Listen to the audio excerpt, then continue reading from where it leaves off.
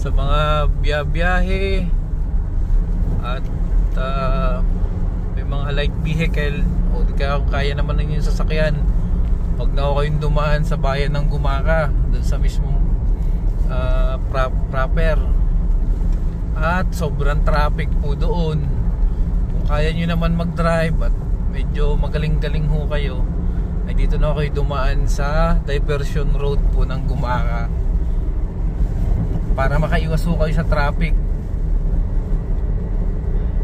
Simula sa may pagkalampas ho ng Rock Hospital, traffic na ho, nag-build up na po yung mga sasakyan doon.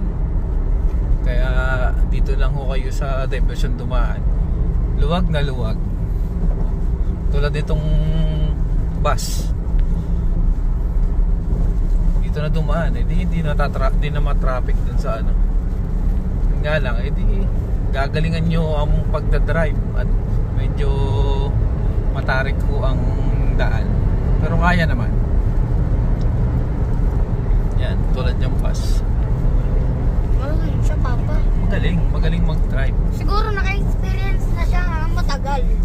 Tsaka bago yung bus nila siguro. Siguro. Yan o. Kaya yan. Bago pa yan. Peña Francia bus. Wala ang ka-traffic din eh. Pagka medyo magaling-galing kayo mag-drive 20 minutes nandun na ho kayo sa may Sea Oil, sa may PTT, sa may Barangay Panikihan.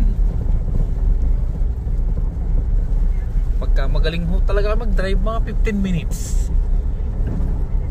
nandun na kayo. Pag kayo dumaan dun sa mismong proper ng Gumaka, nako, 2 oras kayo aabutin doon. Or ilang hours. Yes. Si Jello nga ay umalis sila 7. Sabi nakarating na siya 8. Almost 1 hour. Siguro mababa siya dyan, nadagdagan pa siyang ilang minutes. Kung nakarating na siya, 8:30. Ayun.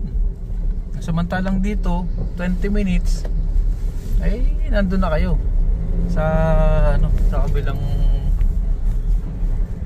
tawag dito, sa isa may dulo, sa barangay Inaklagan ba yun? Sa may medyo matarik ka lang po ang ahonin dito sa may pagkalampas nyo ng yan ang technique ng bus. Pagka medyo ahon-ahon, ginagawa nila kaliwat kanan ang manibela nila, pupunta sa kaliwa, tapos kakanan, kakaliwa ulit. Ayan. Maluwag naman po yung karsada dito, kaya ayan. Karsada? Kalsada. Ayan. O, diba? Magaling. Kayang-kaya. Sabi nga ng pagka may diskarte yung driver, makakaahon naman. Gagawin yung zigzag para makaahon. Pero pagka alam nyo ang inyong makina ng sasakyan ay medyo matagal-tagal na, luma na, ay huwag nyo na subukan. Baka ay titirik lang ho kayo.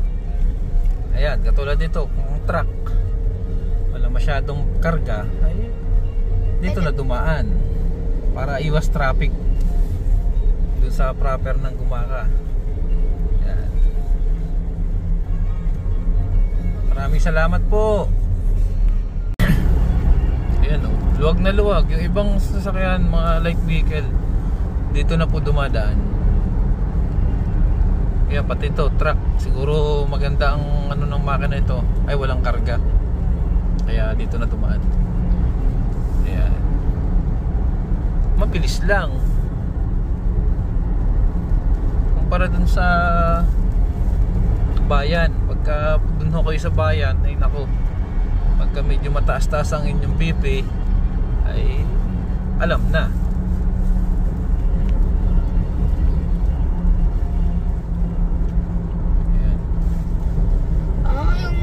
yung forma bilog pala, yung dikit-dikit. Dito na kayo sa may PTT, mabilis lang. Andito na agad. Tapos pagka kayo'y gustong magkape, ay nandiyan ng Hotel Angelina. Nakalocate po ito sa Gumaka. Dito sa may barangay Panikihan. Pwede ho kayo magkape dyan. Gusto nyo mang medyo masarap-sarap na cake, meron din dyan. Ano pa nga to yung Sa may Cafe Tangerine. Yan. Kakanan lang ho kayo dito, mayroon kayong makikitang Petron gas station. Yan. Pwede ho kayo magkape. Meron din chocolate. Pagka yung medyo ayaw nyo ng kape, ay mag-chocolate ho kayo. Ayan. Pwede ho kayo dito. Yan. Ito sa may Petron. Makikita nyo yung hotel sa may Cafe Tangerine. Ayan. Ayun.